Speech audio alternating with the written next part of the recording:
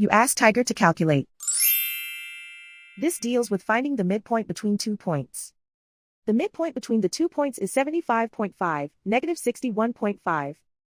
Let's solve it step by step. Plot the 2 points and calculate the midpoint using the formula. The coordinates of point 1 are, x1 equals 59, y1 equals negative 77. The coordinates of point 2 are, x2 equals 92, y2 equals negative 46. PM represents the midpoint of the 2 points.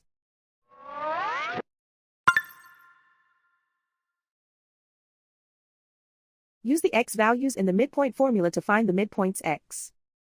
x1 equals 59.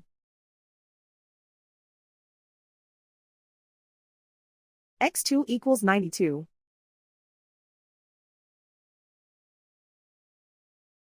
Simplify the arithmetic.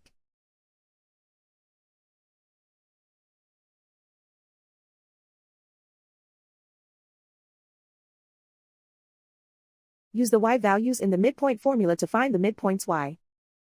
y1 equals negative 77. y2 equals negative 46. Simplify the arithmetic.